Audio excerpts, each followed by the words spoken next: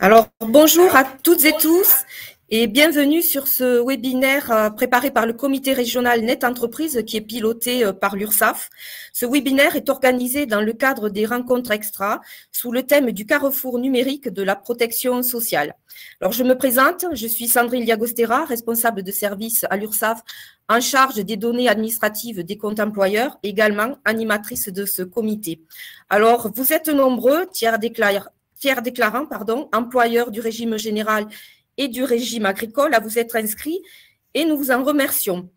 Alors, nous sommes nombreux de notre côté aussi, car sont avec moi en co-animation pour Net Entreprise, le très célèbre Didier Kuhn, responsable de l'animation du réseau des comités régionaux Net Entreprise. Pour l'URSSAF, Corinne Loiseau, experte métier. Pour la MSA Grand Sud, Jérôme Dan, conseiller en entreprise. Pour la MSA Languedoc, Hervé Garcia et Patrick Vernier, conseillers en entreprise. Pour la Caisse primaire d'assurance maladie, Sylvie Tessier et Thomas Schiers, conseillers en entreprise.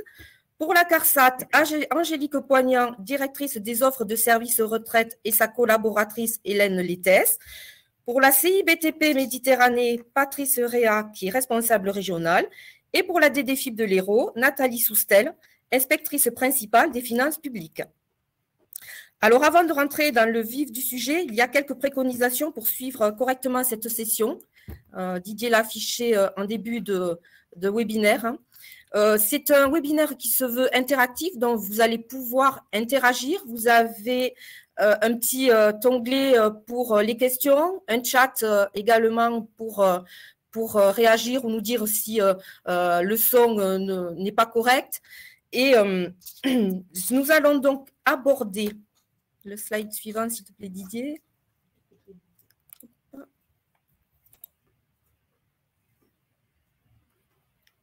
Alors, à l'ordre du jour, nous avons 3 grands sujets.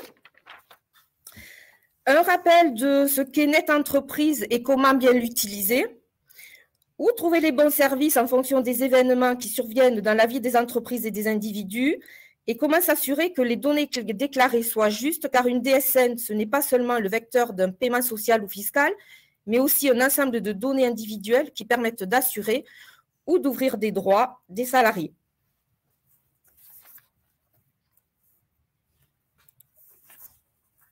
Didier, tu peux prendre le relais, s'il te plaît. Merci.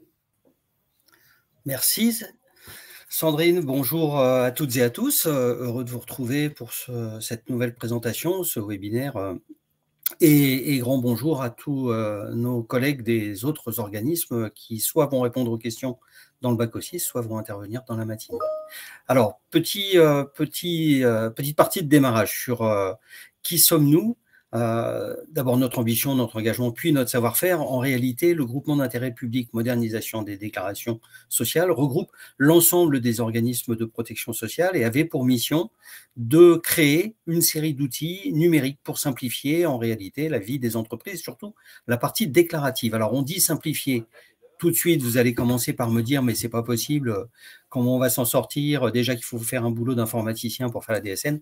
Simplifier, ça ne veut pas dire faire moins, ça veut dire changer les choses. Et vous allez vous rendre compte que finalement, quand on regarde 5 ans en arrière, ou même 10 ans en arrière, on a beaucoup changé de choses. Donc, notre ambition, c'est de simplifier la collecte des données sociales, c'est de passer de plus de 70 procédures à une déclaration mensuelle et des signalements d'événements, mais on va y revenir un peu plus tard.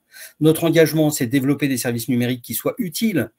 Certains d'entre vous ressentent peut-être un peu de frustration en utilisant justement la plateforme Net Entreprise, en trouvant que c'est pas aussi au point neuf, moderne que ça devrait l'être, mais en réalité, dans notre mission, il y a donné à tous la possibilité d'utiliser le service, y compris les plus petites configurations informatiques ou les réseaux les plus faibles. Donc, on n'utilise pas les dernières nouveautés technologiques qui sont trop consommatrices d'énergie ou de passage. Et puis, notre savoir-faire, eh ben, c'est croiser des systèmes d'information et des data. C'est parce que, en grande majorité, vous aviez utilisé l'informatique pour toute une série d'opérations, parce que le Net Entreprise était prêt, parce que la DSN a bien été acceptée, que le prélèvement à la source des impôts a pu se mettre en place, et qu'aujourd'hui, toute une série de procédures viennent se rajouter et permettent un meilleur suivi des données, une meilleure utilisation des données. Alors d'abord, revenir un petit peu sur les rôles acteurs à l'intérieur de Net Entreprise, puisque c'est par ce portail que vous accédez à des éléments qui vous sont indispensables aujourd'hui. Il y a deux rôles majeurs. Le premier, c'est l'administrateur. Le second, c'est le déclarant. On déclare administrateur par défaut la première personne qui se connecte. Mais ensuite, on peut rajouter des administrateurs. Et les administrateurs ont un métier en dehors de leur métier habituel, mais un métier par rapport à nous, au niveau de Net Entreprise, c'est de gérer les déclarants qui, eux, font exactement ce à quoi on les a autorisés dans les conditions où on les a autorisés.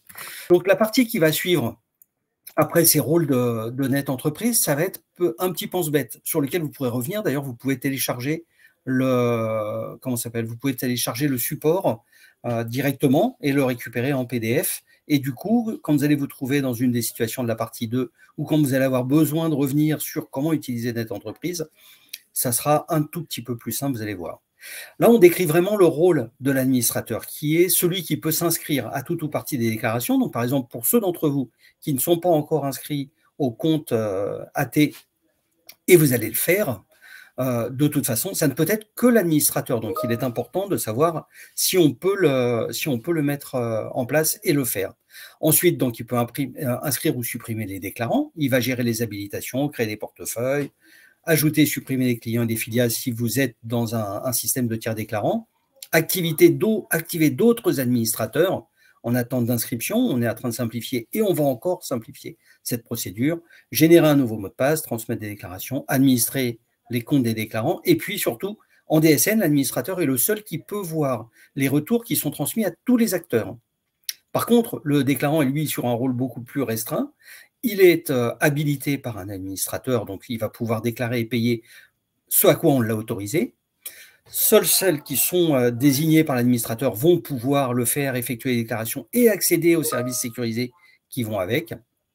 Et donc, en DSN, le déclarant ne peut consulter que les retours sur ses dépôts. Donc, vous ne pouvez pas voir les retours de vos collègues si vous n'avez pas le rôle administrateur. Alors, premier rappel, puisqu'on va essayer pendant toute cette présentation de vous donner quelques petits gimmicks régulièrement, quelques petits réflexes à adopter. L'administrateur, c'est celui qui a accès justement à cette partie espace votre entreprise. Si quand vous connectez, vous ne voyez pas espace votre entreprise, vous n'êtes pas l'administrateur. Et là, la seconde question qui vient, est si je ne suis pas l'administrateur, comment je fais pour savoir qui c'est?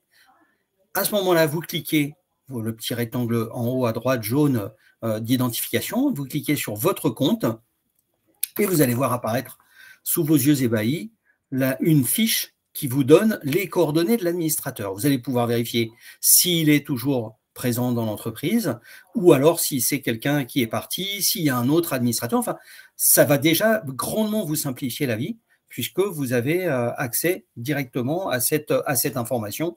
Ça fait un petit moment que c'était en place, mais on n'avait jamais communiqué dessus. On renseignait simplement quand les gens téléphonaient ou faisaient des demandes, mais désormais, on essaye de transmettre tous ces petits plus qui sont mis à disposition pour que vous puissiez gagner du temps et puis être un peu plus serein au moment de faire les choses. Alors, la première chose, premier rôle de l'administrateur, effectivement, c'est la gestion des déclarants. On peut créer ou supprimer un collaborateur, donc toujours dans cette colonne, votre espace entreprise, et vous allez pouvoir créer le collaborateur avec une attention toute particulière. Quand vous créez le collaborateur, il est indispensable de mettre une adresse mail parce que les éléments de connexion vont être envoyés directement à l'utilisateur par ce mail.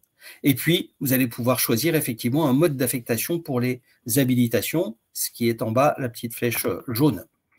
Suppression d'un collaborateur. Alors, il y a le geste le plus simple qui consiste à le sélectionner, appuyer sur la poubelle pour effectivement supprimer le compte. Mais attention, quand vous supprimez un collaborateur, vous supprimez aussi ses droits.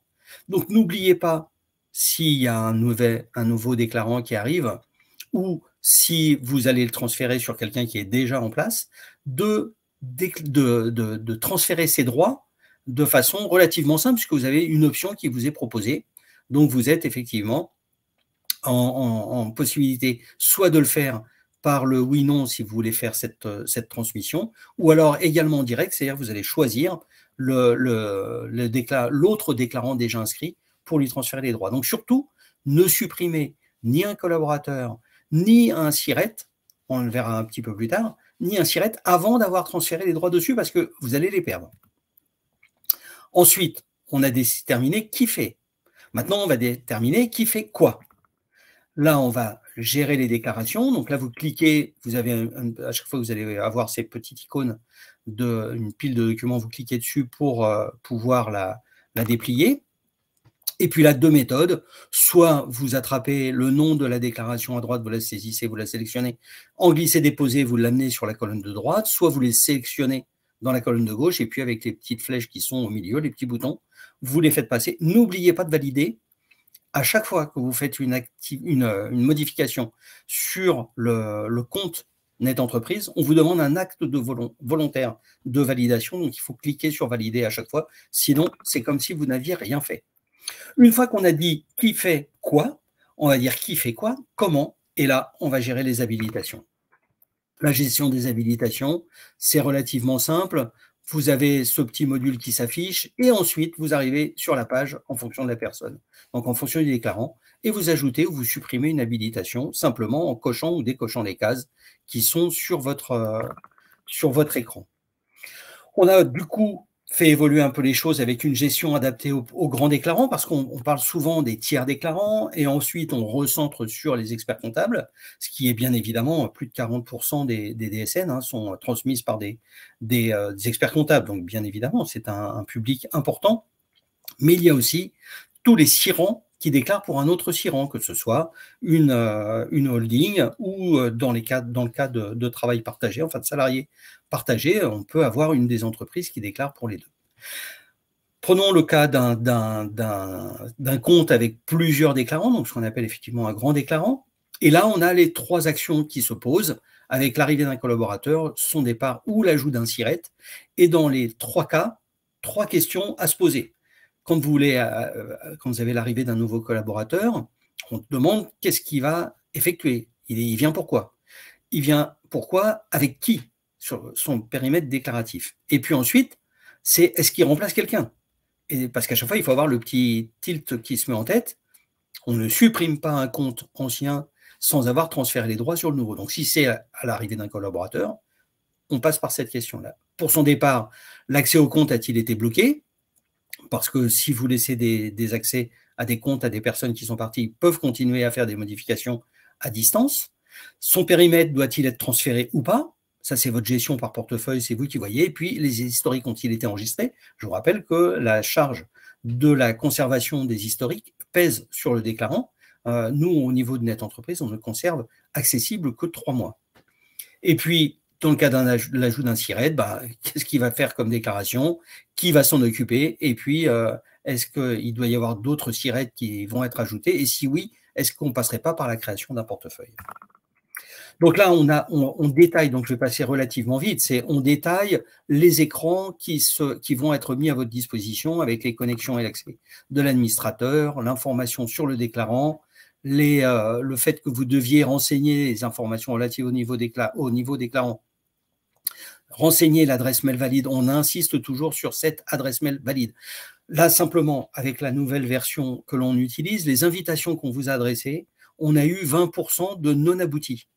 C'est énorme, le fait d'avoir ce retour. Alors, bien évidemment, on envoie sur quasiment 500 000 adresses mail.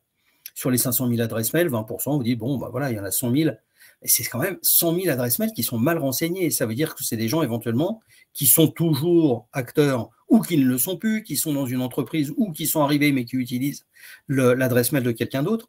On est vraiment sur un travail de suivi de ces adresses mail de façon à pouvoir avoir une efficacité la plus importante possible. Et puis, le mode déclaratif, comment est-ce qu'on va affecter les habilitations en mode manuel ou en mode automatique, puisque vous avez la possibilité de faire des chargements maintenant par batch.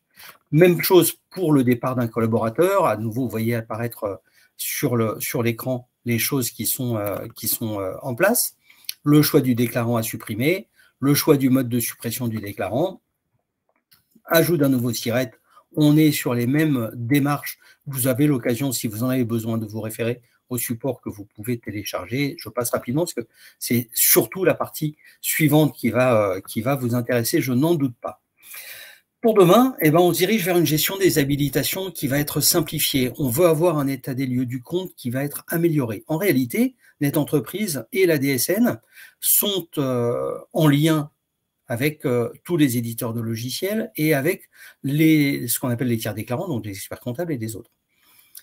Une grande partie des données qui sont mises à disposition sur NetEntreprise le sont au format informatique pour être utilisées par les logiciels de paye ou par les tiers déclarants avant de vous restituer une information augmentée, une information adaptée et puis personnalisée. Donc nous, ce qu'on met à disposition, ce sont des informations qui ne sont pas forcément humainement lisibles. Donc la décision a été prise, on va faire évoluer et vous allez avoir des états de compte qui vont être bien plus lisibles. Vous savez qu'on est adepte des technologies les plus en avance. Par exemple, quand tout va bien, c'est vert, quand il y a un problème, c'est rouge, enfin des choses qui sont quand même compréhensibles par tous. On va avoir l'ajout de SIRET qui va être simplifié, puisqu'on va avoir un fichier unique qui va permettre de gérer toutes les habilitations. Ce n'est pas le cas aujourd'hui. Aujourd'hui, le RGPD, la CNIL ou d'autres nous demandent un acte unique certifié à chaque fois que vous adhérez à quelque chose, parce que ça peut derrière supprimer un accès aux déclarations papier, ça peut modifier les conditions de transmission d'informations entre l'organisme et vous. Donc il faut qu'on ait la certitude que c'est une volonté que vous exprimez. Donc ça, on va le simplifier, les habilitations, on va les passer tout ensemble. Ensuite, vous avez le choix qui va être mieux structuré, on se dirige vers des bouquets d'habilitation en fonction du métier, en fonction du secteur, en fonction de vos habitudes de paye.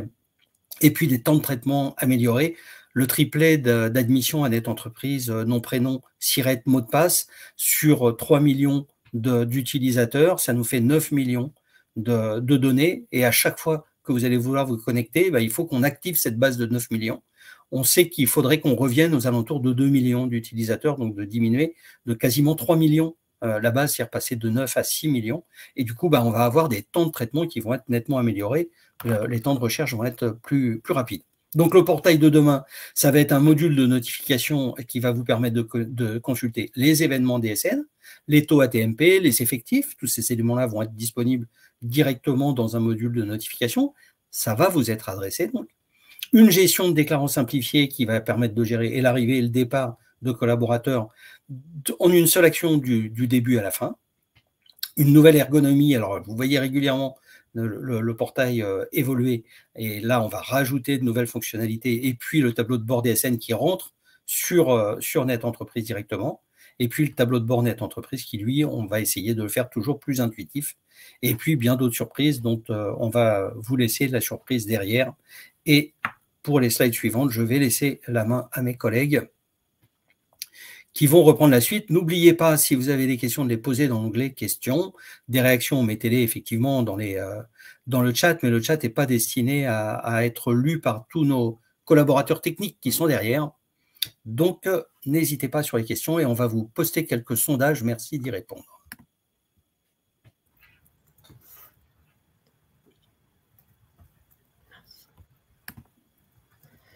Bonjour à tous, Corinne Loiseau de l'URSSAF. Pour ma part, je vais aborder donc une partie de l'accompagnement tout au long de la vie des individus.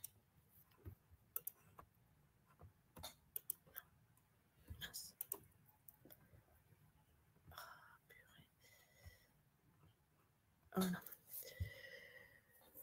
Donc, un petit point juste pour rappeler tout ce que permet la DSN. Donc, la loi de simplification a 10 ans et par conséquent, la DSN aussi.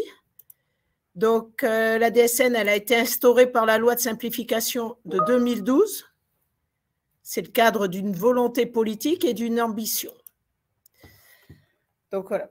La DSN, c'est l'unique procédure pour que les entreprises ont à gérer pour adresser toutes les formalités à tous les organismes en s'appuyant sur les données de paye.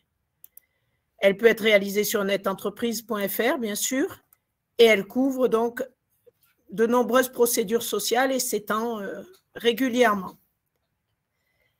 Elle couvre aussi la partie emploi, travail et fiscal. Donc, une parfaite illustration du « dites-le nous une fois ». La DSN, il m'a fait une blague. Ouais. Sondage. Oui. Ouais. Voilà. Excusez-moi. Donc, une parfaite illustration du dites-le nous une fois. Donc, la DSN, elle inverse les logiques qui prévalaient avant. Elle ne part plus des besoins des organismes afin d'éviter aux entreprises de reproduire, ressaisir ou refournir des démarches, procédures ou déclarations. L'objectif, c'est de partir de ce que les entreprises font déjà, la paye. Donc, la DSN, bien sûr, accessible sur le portail unifié Net Entreprise. Voilà. Donc, cette DSN, elle a pu être créée grâce justement à un regroupement de l'ensemble des organismes qu'on voit ici représentés. Donc, on a les caisses de retraite, les URSSAF, Pôle emploi, les caisses primaires d'assurance maladie, les DDFIP. Voilà, on va retrouver tous les organismes qui reçoivent des déclarations sociales.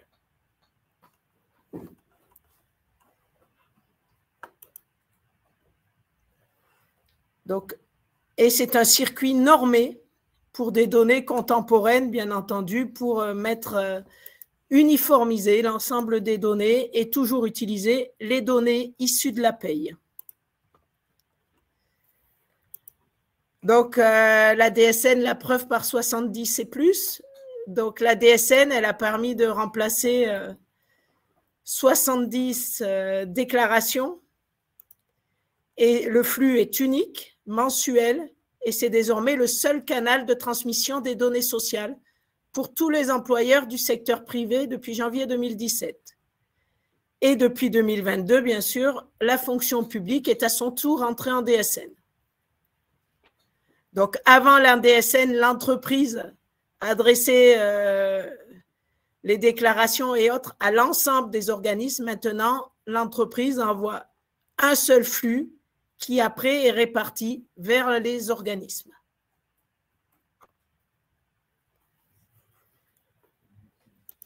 Donc, de la paye aux déclarations.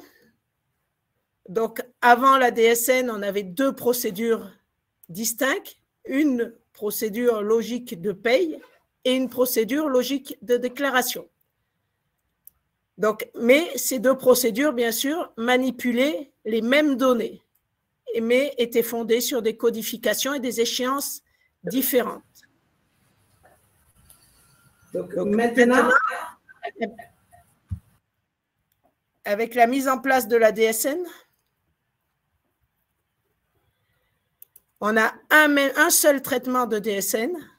La paye et les déclarations sociales sont utilisées une seule fois pour transmettre l'ensemble des déclarations à l'ensemble des organismes concernés.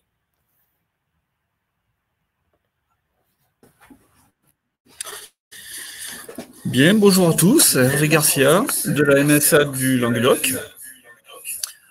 Donc de façon très schématique, un petit peu la DSN, une simplification et une nouvelle approche.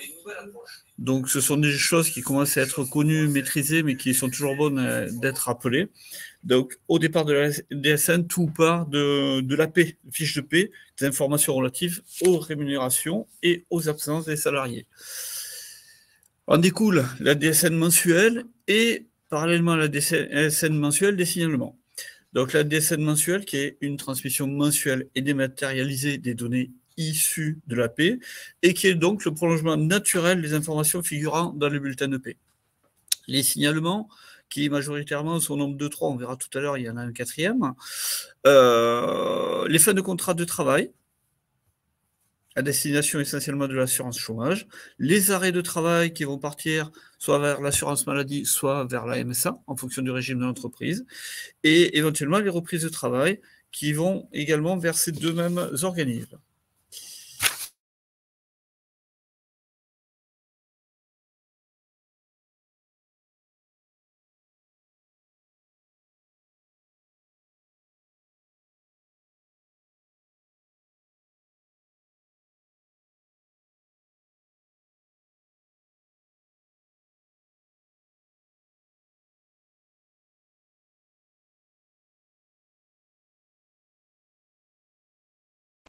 Dans les 5 jours qui suivent la connaissance de l'événement au niveau de l'entreprise, avec deux particularités. Donc, si le contrat de travail survient avant la transmission de la DSN mensuelle relative au mois précédent, auquel cas il faudra déposer la DSN relative au mois précédent avant la fin de contrat. Et seconde particularité, si le contrat commence et termine au cours du même mois, il faudra déposer une DSN mensuelle partielle concernant le salarié en question avant de déposer la DSN fin de contrat. Alors, deuxième événement,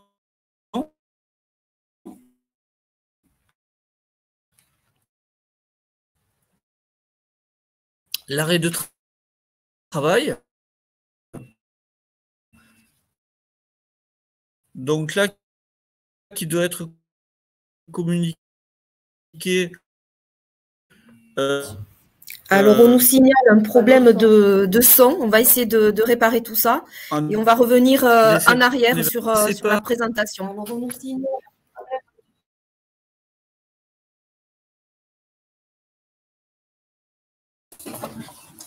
Non.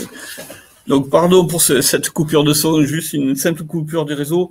Donc, je reviens très rapidement donc, sur les 3 événements principaux. Donc, la fin de contrat de travail qui doit être signalée donc, dans les 5 jours maximum de l'événement, avec 2 particularités. Si la fin de contrat intervient avant le dépôt de la DSN mensuelle du mois précédent, attention à bien déposer la DSN mensuelle du mois précédent avant de déposer l'événement en fin de contrat. Deuxième cas particulier, donc si le salarié est entré et sorti au cours du même mois, il faut bien penser à déposer une DSN mensuelle partielle avec les informations relatives à ce salarié avant de déposer l'événement fin de contrat. Deuxième type de signalement, l'arrêt de travail. Donc, ce signalement également doit être déposé dans un délai de 5 jours à compter de la connaissance de l'événement par l'entreprise. Cet événement permet d'informer donc l'assurance maladie ou la MSA de l'événement afin de pouvoir verser de façon très réactive les indemnités journalières. Quelques particularités sur cet événement. Attention à la date de fin de travail, dernier jour travaillé. Donc, vous avez des fiches consignes sur les entreprises. Attention à la date de subrogation. La DSN événementielle arrêt de travail n'est déposée que pour l'arrêt de travail initial. Donc, si vous portez une date de subrogation dans les mêmes délais que l'arrêt de travail, en cas de prolongation, attention, la subrogation ne sera pas prolongée de façon automatique. Donc, attention à la date de subrogation. Dernier cas, donc, en cas de subrogation ou de décalage de paie, effectivement, la transmission en fin de mois de la DSN événementielle arrêt de travail est admise. Troisième cas de DSN événementielle, la reprise à la suite d'un arrêt de travail, donc à ne déposer uniquement en cas de reprise anticipée par rapport à l'arrêt de travail signalé et initial. Voilà les grands types de signalements.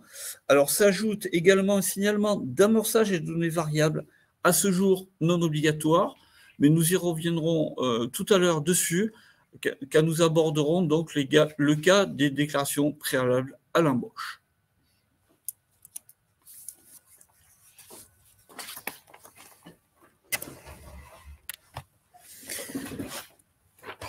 Donc, Patrick Vernier de la MSA du Languedoc également.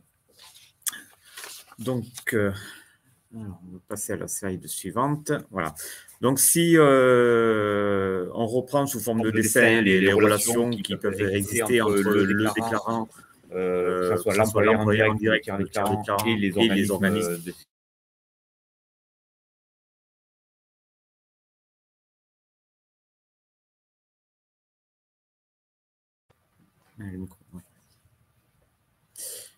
Donc oui, alors si on schématise les relations pouvant exister entre les employeurs, leurs tiers déclarants et les organismes de protection sociale, donc on peut voir qu'effectivement, tout part du déclarant qui établit sa paye et qui transmet les informations dans un fichier DSN. Ce fichier DSN peut être testé avec l'outil DSN-Val et ça permet de vérifier la qualité de la DSN et de corriger les éventuels blocages.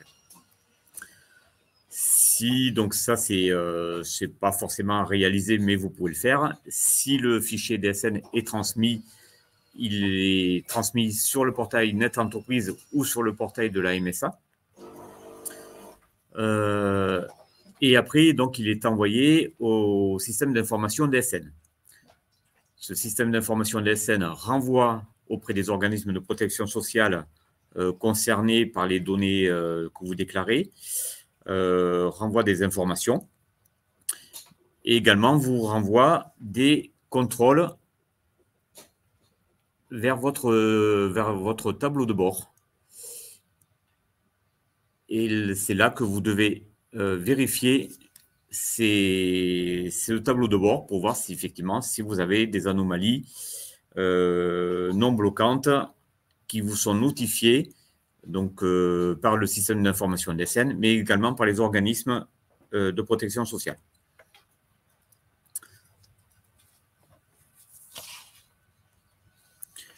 Au niveau des informations que vous pouvez retrouver sur le tableau de bord, donc, vous avez l'état de prise en compte de votre DSN, donc reçu, traité, envoyé aux organismes, ou malheureusement, ça peut être aussi une notification de rejet pour des anomalies bloquantes.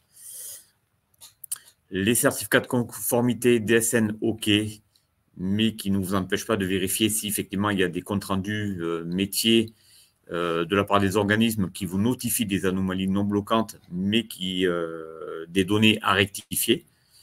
Donc ça peut être de type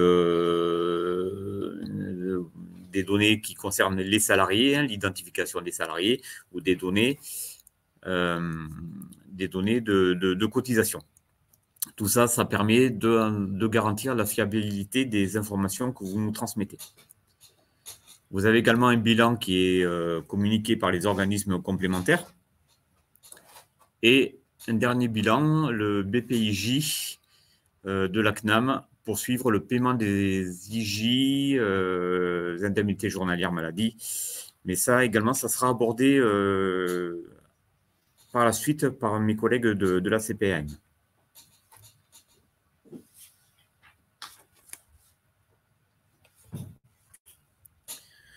Donc, les comptes rendus métiers.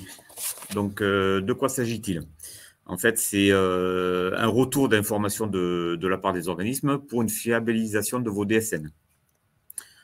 Ce sont des CRM qui sont normalisés pour faciliter l'intégration automatisée des retours. Et également, ils vous mettent à disposition les valeurs utiles à la paie. Donc, l'ATMP, les effectifs, le bonus-malus. Au niveau des informations qui vous seront communiquées par la suite, dans un futur plus ou moins proche, donc il y aura une évolution des tableaux de bord Net Entreprise et DSN pour faciliter leur utilisation et leur compréhension. Et un simulateur individualisé sera développé aussi pour reprendre les informations indispensables à la fiabilisation des DSN.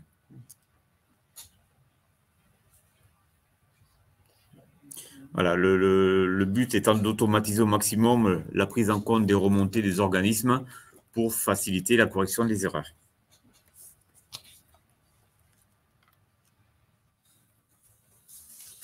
Donc, en termes de bénéfices, il faut effectivement, tout est développé dans un but que ce soit profitable à tous. Donc, avec voilà, les principaux points qui vous sont notés, donc lutter contre les coûts de gestion voilà, induits par un système déclaratif qui serait trop lourd ou en partie redondant. C'est également rationaliser les circuits déclaratifs pour réaliser un maximum de formalités à travers un support dématérialisé, unique et mutualisé. C'est d'aboutir également à la sécurisation et la fiabilisation des obligations sociales, avec moins de risques d'erreurs, de pénalités et de contentieux par la suite. Et c'est également renforcer la confidentialité des données en circulation, celles-ci n'étant plus envoyées à plusieurs reprises, mais en une seule fois à la multiplicité des organismes.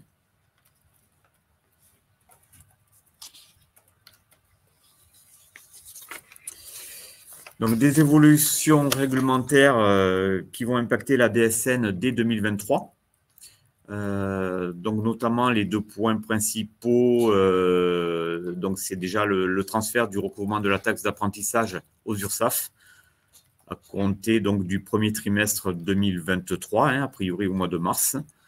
Donc, un nouveau service qui vous permettra de suivre et d'affecter les sommes aux établissements bénéficiaires. Le deuxième point qui devait être mis en route en 2023, mais qui a été reporté en 2024 pour les entreprises de régime général, c'est la collecte des cotisations de retraite complémentaires de l'AGIRC-ARCO qui devait être transférée aux URSSAF, mais donc avec un an de délai par rapport à ce qui était initialement prévu. Donc, pour 2023, les cotisations de retraite complémentaires demeurent déclarées et payées auprès de l'AGIRC-ARCO.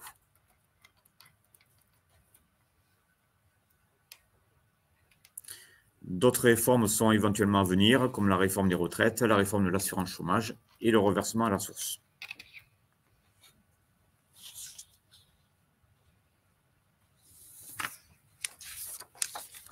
Donc, je laisse la main à mes collègues. Alors, vous êtes nombreux à nous signaler des problèmes de son. Nous en sommes désolés. Vous pourrez accéder au replay de la présentation, mais également au support qui sera téléchargeable avec le petit nuage dès que le webinaire sera accessible donc en replay. Sandrine, excuse-moi. Alors, vous obtenez la qualité d'employeur dès que vous embauchez un salarié. Lorsque un salarié intègre votre entreprise, la première chose à faire, c'est une formalité qui est toute simple. Vous effectuez une déclaration préalable à l'embauche. Il faut l'effectuer dans les 8 jours qui précèdent l'embauche et le jour même, elle peut être également effectuée, mais par moyen dématérialisé. Toutes les déclarations d'embauche doivent être faites par Internet. On me bouge le support. Alors, les déclarations d'embauche qui peuvent être faites par support papier concernent les entreprises qui n'ont pas encore obtenu le ciré. Alors, c'est une formalité qui est obligatoire. En l'absence de déclaration, vous êtes passible de pénalité. C'est une formalité qui est simple et qui remplace 5 formalités en une. La première, c'est la déclaration d'une première embauche dans un établissement, ce qui va vous permettre d'ouvrir votre compte employeur auprès de l'URSSAF ou de la MSA. Elle effectue également la demande d'immatriculation d'un salarié au régime général de la sécurité sociale ou au régime agricole, la demande d'affiliation au régime d'assurance chômage, la demande d'adhésion également à un service de santé au travail. Néanmoins, certaines médecines du travail, il faut également les contacter pour finaliser l'adhésion. La déclaration d'embauche du salarié également permet la visite médicale du travail, qui est actuellement la visite d'information et de prévention qui peut se dérouler dans les 3 mois suivant l'embauche. Et à l'issue de cette visite, l'employeur et le salarié reçoivent une attestation pour leur signifier qu'ils sont aptes ou inaptes à l'emploi qu'ils vont occuper. Alors, concernant le régime agricole, Jérôme, quelles sont les particularités qu'il y a, s'il te plaît? Alors, bonjour à toutes et tous. Concernant le régime agricole, la particularité pour faire et établir une DPAE est essentiellement dans le canal de déclaration, c'est-à-dire tout se fait de façon dématérialisée. Concernant la DPAE, vous rentrez dans votre espace privé, l'espace privé employeur, et vous allez sur l'onglet DPAE pour pouvoir faire votre votre embauche. Et il y a deux canaux différents, la DPAE pour l'utilisation et la déclaration en DSN, et le TESA ou le TESA+, pour faire une déclaration préalable à l'embauche web aussi, qui se fait de la même façon que ce que vous a dit Sandrine de l'URSSAF, de façon obligatoire, 8 jours avant maximum. Voilà pour la spécificité agricole en termes de déclaration.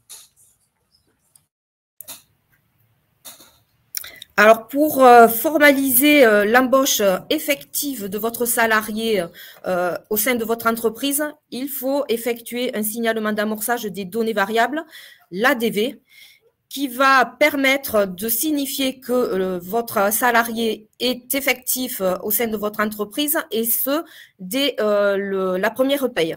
Alors, il permet de faire également de récupérer le taux de prélèvement à la source. Il permet également d'affilier aux organismes complémentaires afin d'ouvrir des droits aux salariés. Et certains formulaires ou parties de formulaires, notamment les bordereaux d'affiliation, sont également substitués avec ce signalement d'amorçage. Alors, concernant les entreprises du secteur du bâtiment, il y a également des particularités et des formalités à effectuer. Oui, bonjour, Patrice Réa, donc j'interviens pour les caisses des congés payés. En effet, du coup, même si la carte BTP n'entre pas directement dans le périmètre de la DSN, c'est important de préciser donc, que les entreprises, dès la première embauche du salarié, doivent demander la carte BTP. C'est une carte professionnelle d'identification individuelle propre à chaque salarié travaillant sur un chantier. Donc le salarié qui est détenteur de cette carte doit être en capacité de la présenter aux agents de contrôle des services de l'État, aux maîtres d'ouvrage ou aux donneurs d'ordre intervenant sur le chantier. Donc elle est à demander sur le site cartebtp.fr.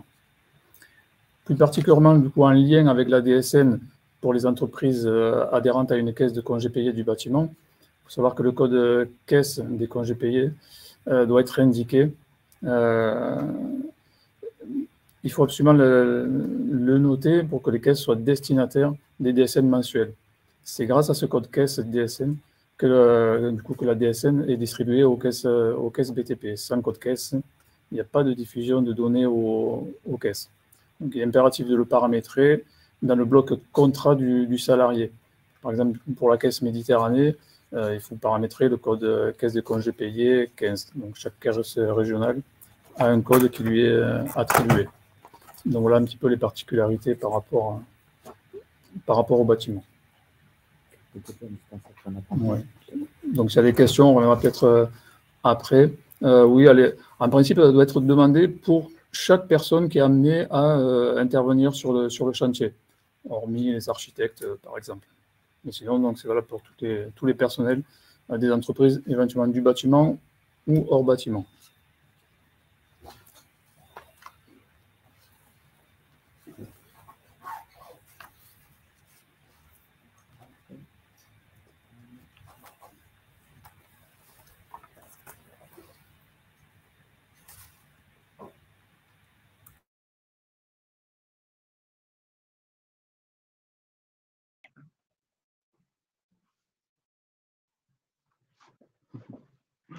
Bonjour, Sylvie Tessier pour l'assurance maladie. Je vais revenir un peu plus en détail sur le signalement d'événements arrêt de travail. Donc, effectivement, si votre salarié tombe malade, vous faites un signalement DSN arrêt de travail. Pour chaque événement, arrêt maladie, congé maternité, un signalement d'arrêt de travail est obligatoire, même pour un seul jour d'arrêt. Le signalement d'arrêt de travail remplace l'attestation de salaire et déclenche un paiement d'indemnité journalière. Comme le disait M. Garcia tout à l'heure, je le rappelle, il est à envoyer dans les 5 jours qui suivent la connaissance de l'arrêt. Seules les dates du dernier jour de travaillé et de fin prévisionnelle, qui correspondent au dernier jour d'arrêt prescrit sur l'arrêt de travail, sont à renseigner, sauf si vous subrogez, où là, 2 dates supplémentaires sont nécessaires. Si vous subrogez, 2 possibilités s'offrent à vous. Donc, soit vous transmettez les signalements d'arrêt de travail au fur et à mesure de la réception, soit vous attendez l'envoi de la DSN mensuelle pour l'envoi des signalements d'arrêt de travail. C'est également possible. Pour les dates de subrogation, je rappelle que ce sont les dates maximales prévues par votre convention collective ou accord de travail qui sont à indiquer dans votre signalement et non la date du dernier jour de l'arrêt de travail. Pour la date de dernier jour de travail ou DJT, il correspond à la veille de la date de début de la prescription d'arrêt de travail, indépendamment des jours de la semaine. Par exemple, si votre salarié n'a pas travaillé le jour de l'arrêt, le DJT est la veille de l'arrêt, même si c'est un dimanche. Et si votre salarié a travaillé le jour de l'arrêt, le DJT est le jour de l'arrêt. Il y a une liste exhaustive de tous les cas possibles de remplissage du DJT sur le guide DSN disponible sur notre site amélie.fr dans la rubrique Entreprises, vos salariés, obligations et démarches. Concernant les prolongations, les règles ne changent pas en DSN. Les prolongations ne doivent pas faire l'objet d'un signalement. Il faut uniquement modifier la date de fin prévisionnelle dans votre logiciel de paie qui alimentera votre DSN mensuel. Si la prolongation se poursuit au-delà de 6 mois d'arrêt de travail sans interruption, le système DSN simplifie la procédure de déclaration et génère automatiquement au 4e mois d'arrêt continu une attestation de salaire d'ouverture des droits au-delà des 6 mois. Une fois votre signalement transmis, il est essentiel de consulter le tableau de bord DSN. Sur ce tableau de bord, vous allez pouvoir vérifier la bonne réception ou non de votre signalement par l'assurance maladie et aussi suivre vos paiements en cas de subrogation par le biais du bordereau de paiement indemnité journalière BPIJ qui est accessible à condition d'être inscrit à l'attestation de salaire pour le versement des indemnités journalières. Cette année, en mai dernier, il y a eu une évolution des CERFA arrêts de travail. Les formulaires permettant de prescrire les arrêts de travail fusionnent. L'avis d'arrêt de travail, le certificat médical de prolongation ATMP et le certificat initial ATMP établi par les professionnels de santé fusionnent. Donc ATMP, accident du travail, maladie professionnelle, bien sûr.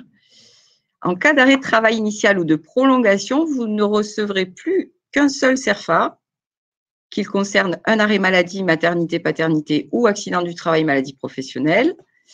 Cette précision est portée directement sur le formulaire sous la forme d'une case cochée. Tous les détails de cette mesure de simplification sont disponibles dans notre rubrique Entreprises Actualités de notre site amélie.fr. Lors de l'envoi de votre signalement, attention au correct remplissage du motif de l'arrêt, savoir si c'est un arrêt maladie, maternité, paternité, accident du travail ou maladie professionnelle. En janvier 2023, tous les types d'arrêts seront disponibles en DSN, c'est-à-dire que, eh bien, on aura le temps partiel thérapeutique qui sera lui aussi possible. Les modalités de paramétrage DSN seront reprises un peu plus tard dans la présentation. Pour les bordereaux de paiement indemnités journalières, ils sont désormais intégrables automatiquement par le biais de l'API. L'API doit se comprendre comme un lien entre le logiciel de paie et le point de dépôt des déclarations. Ce mode de transmission des bordereaux de paiement vous permet d'intégrer directement à votre logiciel de paie au format .xml le détail des prestations reçues en subrogation. En fait, le logiciel de paie interagit directement avec les services de la DSN ou par l'intermédiaire d'un concentrateur. Vous n'avez plus à vous connecter au portail Net Entreprise afin d'extraire régulièrement les décomptes. Alors, toutes les spécifications de l'API sont à implémenter par chaque éditeur dans son logiciel de paie. Et bientôt, un téléservice pour déposer de manière sécurisée les pièces jointes des attestations d'indemnité journalière sera mis en place. Donc, ce téléservice sera à retrouver sur Net Entreprise au sein d'un espace qui sera dédié à terme à toutes les démarches assurance maladie et risques professionnels. Je pense que nous aurons l'occasion certainement de vous en reparler plus précisément.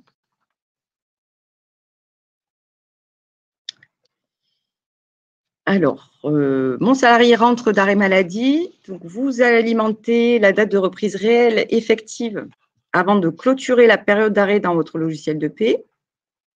Cette information ne doit en aucun cas faire l'objet d'un signalement, mais alimente bien la DSN mensuelle. À ne pas confondre avec la date de reprise de travail anticipée, dans le cas où votre salarié reprend par anticipation avant la fin de son arrêt. Dans ce cas, vous faites un signalement de reprise anticipée immédiatement pour stopper les paiements des indemnités journalières. Et attention, donc si vous ne saisissez pas la date de reprise réelle dans votre logiciel de paie, le système DSN va générer automatiquement une attestation de salaire d'ouverture des droits au-delà des 6 mois et vous allez recevoir des comptes rendus métiers négatifs inutiles dans votre tableau de bord.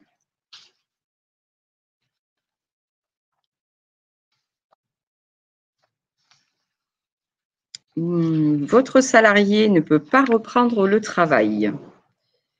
Suite à un arrêt de travail, certains salariés peuvent rencontrer des difficultés à reprendre leur emploi. Vous êtes un interlocuteur privilégié pour prévenir la désinsertion professionnelle et les aider à conserver leur poste ou accéder à un emploi compatible avec leur état de santé. Pendant l'arrêt de travail ou au moment de la reprise de son activité professionnelle, votre salarié peut ne pas être en mesure de reprendre son emploi. Vous devez l'inciter à demander une visite de pré-reprise auprès du médecin du travail. Celui-ci se rapprochera de votre entreprise afin de trouver le dispositif de retour à l'emploi le plus adapté à sa situation. En demandant la visite de pré-reprise au médecin du travail et sous réserve d'un avis médical favorable, plusieurs actions sont possibles. Alors, une action d'accompagnement d'une durée de 1 à 4 mois destinée à élaborer un nouveau projet professionnel, lui permettant d'envisager un autre métier au sein de votre entreprise ou dans une autre entreprise. Un bilan de compétences avec pour objectif de définir un projet professionnel ou de formation.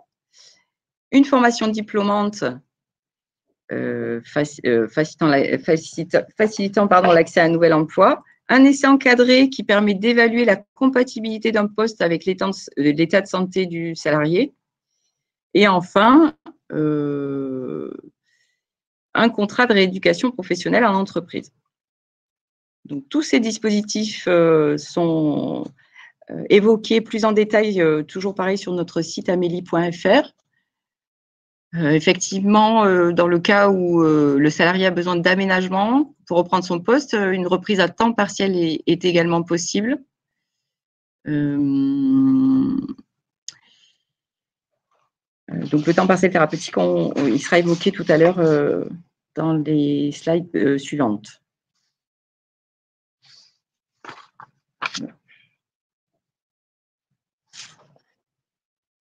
Donc voilà, c'était juste après. Mon salarié est en temps partiel thérapeutique. Donc, on évoquait tout à l'heure que en janvier 2023, il sera possible de le faire en DSN.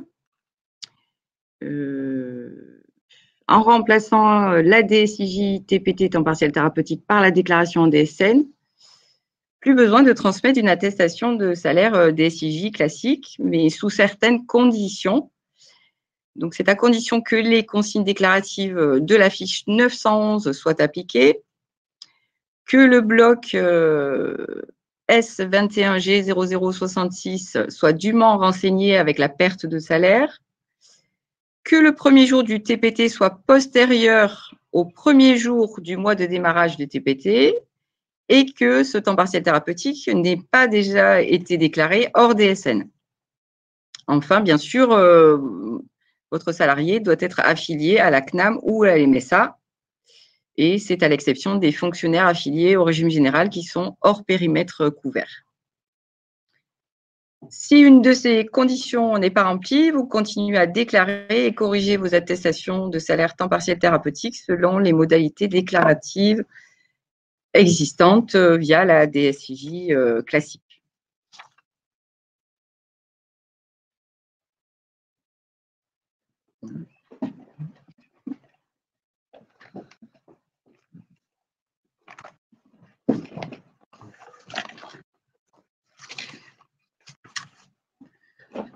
Bonjour à tous, Thomas Schers de la Caisse primaire d'assurance maladie. Je vais vous parler de divers événements de la vie du salarié. Donc, en cas d'accident du travail ou de trajet de l'un de vos salariés, vous devez le déclarer à sa CPAM de rattachement au plus tard dans les 48 heures après avoir pris connaissance de l'accident. Pour cela, vous pouvez remplir la DAT, donc déclaration d'accident du travail ou de trajet, en ligne sur le site Net Entreprise avec une saisie assistée à chaque étape. Vous pouvez aussi transmettre la DAT en mode EDI, échange de données informatisées, c'est-à-dire en déposant sur Net Entreprise un fichier préalablement structuré dans votre logiciel de paye. La procédure et la documentation pour la mise en place de la DAT en EDI est disponible sur amélie.fr, rubrique Entreprise, accident du travail, vos démarches. La saisie de la DAT en ligne va automatiquement pré-remplir et vous donner accès à la feuille accident du travail que vous devez obligatoirement transmettre à votre salarié. Cette dernière lui permettra de bénéficier du tiers payant et de la gratuité des soins liés à l'accident. En effectuant votre DAT en ligne, vous avez la possibilité d'ajouter des informations ou de joindre des documents complémentaires. À l'issue de votre déclaration, vous recevrez par mail les accusés de dépôt et de réception. Comme évoqué précédemment, si l'accident de travail engendre un arrêt de travail, un signalement d'événement arrêt de travail au risque AT-MP sera nécessaire pour déclencher le paiement des indemnités journalières. À noter que dans le cas d'un accident du travail, le dernier jour travaillé à renseigner est le jour de l'accident de travail ou de trajet. Je laisse maintenant la parole à mes collègues pour vous parler du compte AT-MP. Merci Thomas, c'est à Franck. Oui, merci Thomas. Effectivement, donc quand vous êtes dans la rubrique du compte AT-MP, vous pouvez accéder effectivement au bilan individuel des risques professionnels de votre entreprise pour que vous puissiez mieux vous comparer au regard des autres entreprises. Et également, vous pourrez récupérer votre notification de taux AT-MP en format dématérialisé. Sachant que de toute façon, il y a une obligation pour toutes les entreprises d'adhérer au compte AT-MP depuis le 1er janvier 2022. Si votre entreprise a moins de 50 salariés, vous pouvez également, via le compte AT-MP, faire une demande de subvention prévention TPE pour un financement de matériel. Et là, je laisse la parole à Sébastien. Merci Franck. Oui, bonjour. Sébastien Lemétayer, ingénieur conseil CARSAT Languedoc-Roussillon. Donc effectivement, un dispositif d'aide financière qu'on appelle des dispositifs d'incitation positifs. La SPTPE, subvention prévention TPE, on en a 17 au niveau national qui touchent tout un tas de thématiques, de risques ou de secteurs d'activité. Donc allez regarder le site internet soit de la CARSAT Languedoc-Roussillon, soit de la CARSAT qui vous concerne. Et vous pouvez voir si l'entreprise est éligible à une aide à condition qu'elle ait moins de 50 salariés en effectif national. En cas d'accident du travail, évidemment, vous pouvez vous rapprocher du service prévention de votre région, CARSAT LR ou autre, mais vous avez également côté BTP des préventeurs au sein de l'OPP BTP, l'organisme professionnel de prévention du BTP, qui peut accompagner les entreprises, tout comme nous, sur des actions et des démarches de prévention des risques professionnels. Peut-être c'est toi qui reprends la main, Franck, sur la partie expert comptable. Oui, alors pour ce qui concerne effectivement les experts comptables, vous avez accès donc au compte AT-MP de vos clients à partir du moment où il a fait ses déclarations de DSN. Vous recevez aussi le CRM AT-MP pour toutes les DSN qu'il a déposées. Par contre, seule une habilitation avec le SIRET de l'entreprise cliente au compte AT-MP permet à l'entreprise d'avoir la notification électronique qui substitue le courrier avec accusé de réception qui était envoyé ultérieurement. Donc, ce qui revient à dire qu'effectivement, un tiers déclarant peut accéder au compte AT-MP de son client, mais c'est au client, effectivement, de faire la démarche d'adhésion au compte AT-MP et de déclarer le nom de l'administrateur à qui il faut effectivement envoyer la notification dématérialisée.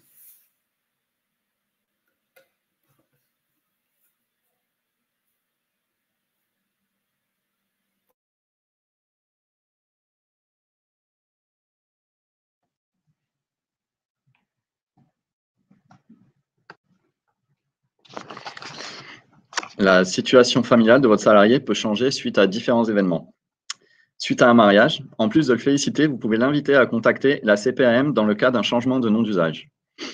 Pensez aussi à compléter la fiche salarié de votre logiciel de paye afin d'avoir des informations à jour pour vos futures déclarations. Dans le cas d'une naissance et donc d'un congé maternité, il faudra effectuer un signalement d'arrêt au risque maternité dans les 5 jours suivant le début du congé maternité ou suivant la prise de connaissance d'un avis d'arrêt de travail en rapport avec un état pathologique de grossesse. À noter qu'en cas d'enchaînement d'un arrêt maladie avec le congé pathologique ou un congé maternité, il vous faudra réaliser un nouveau signalement à chaque changement de risque, maternité ou maladie, même si la salariée n'a pas repris le travail entre-temps. La naissance peut aussi entraîner un congé paternité ou d'accueil de l'enfant. Dans ce cas, vous devez effectuer un signalement d'arrêt risque paternité accueil de l'enfant dans les 5 jours suivant le début du congé aussi. Sachez que depuis juillet 2021, le congé paternité peut être fractionné en 3 périodes maximum. Ici aussi, le signalement en DSN est la méthode la plus simple. Il suffit de transmettre un signalement d'arrêt au début de chaque période.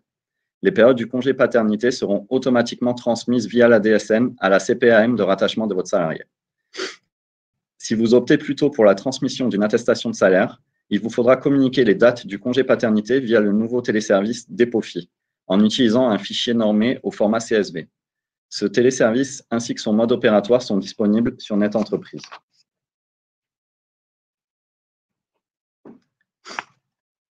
Dans le cas d'une adoption, il faut aussi effectuer un signalement d'arrêt risque maternité-adoption dans les 5 jours suivant le début du congé. À l'issue de ces congés, quand le salarié reprend le travail à l'issue du congé maternité, paternité ou adoption, vous saisissez la date de reprise afin de clôturer la période du congé dans votre logiciel. Ceci n'envoie pas de signalement, mais alimente seulement la DSN mensuelle. Pour le cas des décès, donc, dans le cas d'un décès d'une personne en charge de moins de 25 ans, votre salarié peut prendre un congé pour deuil. Vous renseignez votre DSN avec le motif 637 congé pour événement familial sans faire de signalement. En effet, pour l'instant, le congé de deuil doit être déclaré par une attestation de salaire via NetEntreprise. Il faut noter que depuis la réforme sur la fusion des CERFA, l'arrêt de travail inclut également l'ajout de la prescription du congé de deuil parental et permet au médecin prescripteur d'indiquer explicitement s'il autorise son patient à exercer une activité pendant son arrêt de travail et, le cas échéant, la nature de celle-ci. Dans le cas du décès du salarié, les droits à congé non utilisés sont versés au notaire pour redistribution aux ayants droit. Si votre salarié pose un congé de solidarité familiale pour s'occuper d'un proche en fin de vie, vous le déclarez en DSN via le bloc « Autre suspension de l'exécution du contrat » qui comporte un motif spécifique, 650 congés proche aidant. Sur notre site amélie.fr, les 3 sujets sont abordés en détail dans la rubrique « Vos salariés, obligations et démarches, les événements familiaux des salariés », avec aussi la naissance d'un enfant, le congé paternité et d'accueil d'un enfant que l'on a vu dans la diapo précédente. Je laisse la parole à mes collègues. Alors, si j'ai bien compris et que j'ai fait sagement mes devoirs, c'est à moi de reprendre la parole. Donc, je vais continuer en saluant mes collègues, hein, dont pour beaucoup, c'est pas habituel, hein, de faire des présentations, et vous en débrouillez tous super bien, c'est intéressant et ça passe très bien. Donc, mes salariés se forment. En réalité, on sait que c'est l'augmentation du capital humain qui passe par la formation des salariés. Et en dehors d'une formation interne, il y a 2 éléments pratiques, la taxe d'apprentissage et la contribution, et puis le versement volontaire à mon compte formation.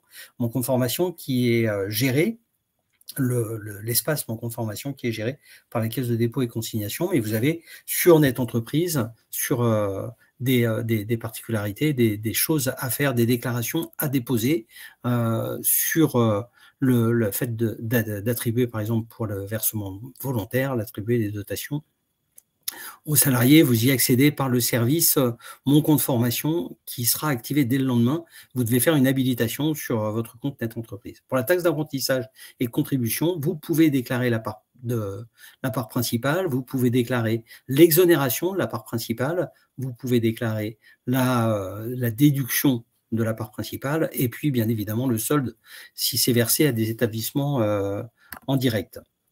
Donc ça, c'est des éléments avec, on remet, je ne détaille pas, on aura un peu plus de temps pour répondre à vos questions, mais je ne détaille pas, mais si vous y êtes affilié, vous connaissez déjà cet élément-là. Sur le salarié quitte mon entreprise, on a à peu près aujourd'hui 70% des fins de contrat qui sont traitées par la DSN. Ça marche bien. Là, on parle principalement du cas de rupture de contrat d'initiative du salarié ou de l'employeur. On aurait pu mettre du salarié ou de l'agent, puisque désormais, dans la fonction publique, des cas de démission sont retenus. Donc là, on réalise un signalement FCTU, fin de contrat de travail unique. Ou alors, bon, si on a des cas particuliers, un flux mensuel DSN pour les CDD-UD ou les relevés de mission mensuels, donc pour les organismes de travail temporaire. Depuis septembre, on ne fait plus de fin de contrat de travail, c'est le signalement fin de contrat de travail unique. Depuis novembre, on ne fait plus d'AED pour le privé. Et par contre, on a maintenu la DAE déclaration web en cas de nécessité. Et puis, comme on a des collègues du bâtiment qui sont là, je vais laisser la parole pour la particularité du bâtiment, puisque vous avez eu pour l'arrivée du salarié, voilà, pour le départ. Oui, donc je reprends le relais sur le bâtiment et notamment sur la carte BTP. Pour signaler justement voilà, qu'au départ du salarié, celui-ci doit restituer sa carte BTP à l'entreprise. Il appartient ensuite à l'entreprise donc de la renvoyer, cette carte, à l'Union des caisses de France, donc qui est notre maison mère, pour destruction. Il est important également que l'entreprise invalide cette carte sur le site cartebtp.fr. Voilà. J'en profite où on parle des salariés qui quittent l'entreprise, à savoir qu'en 2024, les caisses de congés payés seront destinataires donc, du signalement de fin de contrat de travail unique. Donc, ce signalement nous permettra d'être vraiment plus réactifs sur la production du certificat de congé réglementaire que l'entreprise doit remettre aux salariés sans attendre la DSN mensuelle. Donc, ce document est un document réglementaire important.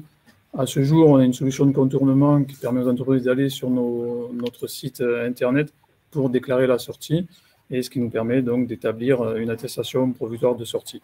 Voilà, donc en 2024, on va rentrer pleinement dans ce signalement. C'est une bonne chose. Bon, voilà pour les spécificités du BTP. J'en profite pour répondre à une question que vient de poser Madame Maudois. J'espère que je ne me trompe pas dans la prononciation de votre nom. Qui dit plus d'AED, mais Pôle emploi les réclame aux salariés. Pôle emploi ne réclame pas l'AED, mais l'AER.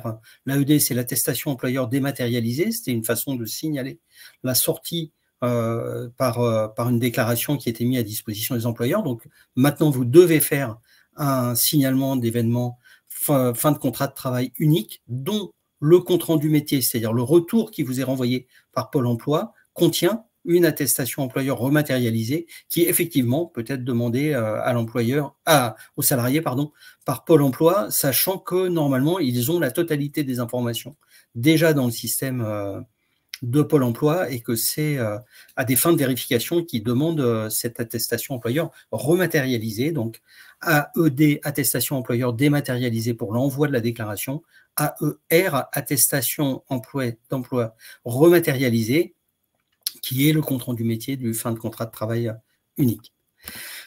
Alors, ensuite, pour parfaire ma déclaration sociale, je ne sais plus pourquoi je ne vois plus le tableau, mais c'est de ma faute. Vous avez accès donc au tableau de bord Net Entreprise, qui est la façon dont vous pouvez avoir les retours sur les dépôts que vous envoyez. On met à votre disposition un outil qu'on appelle DSN Val, qui est DSN Validation en réalité, qui est un outil de contrôle. Mais c'est un outil de contrôle de conformité. Ça vérifie qu'on a des chiffres là où on attend des chiffres, des lettres là où on attend des lettres, de façon à ce que le fichier que vous allez transmettre soit lisible. Ça ne veut pas dire qu'il est juste, mais ça veut dire qu'il est lisible. Un autre outil aussi important, DSN FPOC, comme fiche de paramétrage pour les organismes complémentaires. Ça, c'est un logiciel qui vous permet de récupérer au format PDF les éléments de contrat et les éléments de paramétrage qui vont vous permettre de valider les éléments pour votre salarié au moment où la DSN est transmise. Et donc, vous récupérez les bons taux, vous récupérez les inscriptions, et il y a un lien qui est fait effectivement. C'est lié au contrat de prévoyance complémentaire, santé ou retraite supplémentaire qui sont souscrits dans mon entreprise. Autre élément absolument important, mais là qui demande des talents, dans certains cas, des talents d'informaticiens pour les lire, ce sont les tables de nomenclature. Dans les tables de nomenclature, il y a toutes les informations relatives à la DSN. Quand je dis toutes, c'est tous les éléments de fabrication de la DSN. Ça vous indique effectivement quelles données sont transmises à quel organisme. Donc, ça peut répondre à des questions. Pourquoi mon organisme demande ça? Ça vous indique à quel endroit et comment est fabriquée techniquement la DSN. Donc, à quel endroit, quelle donnée est attendue. Donc, c'est relativement ardu. Mais la paye est déjà un métier tellement ardu que je suis sûr et certain que vous êtes capable de le lire. C'est une Bible qui vous permet de suivre exactement le contenu interne de la déclaration sociale nominative. Et puis, module mandat, qui est un outil qui vous permet, dans certains cas, d'effectuer des paiements, principalement en direction des institutions de prévoyance et puis certaines mutuelles et assurances. Donc, c'est un outil de paiement qui permet de mettre en place des éléments de paiement. Et je laisse la parole à mes collègues.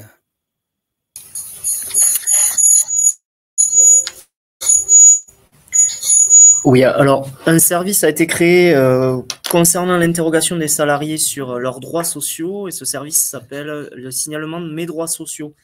Il offre l'accès à un tableau de bord listant les seuls signalements qui sont affectés aux salariés. Donc les anomalies peuvent être de 3 types. L'employeur est inconnu, l'usager ne travaille pas dans l'entreprise affichée.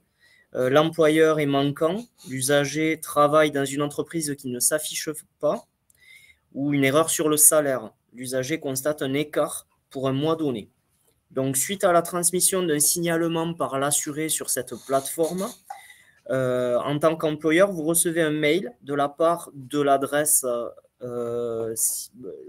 suivante, ne pas répondre @signal.mesdroitssociaux.gouv.fr, qui vous invite à vous connecter sur le site Net Entreprise et accéder à votre menu personnalisé, le tableau de bord. Vous pouvez donc cliquer sur Autres services, puis Interrogation des salariés sur Mes droits sociaux. Il faut consulter les signalements qui vous concernent hors pièces justificatives afin de les analyser et d'y répondre. Et contacter le contrôle métier du site mesdroitssociaux.gouv.fr pour plus de précisions. Je passe donc la parole à mes collègues.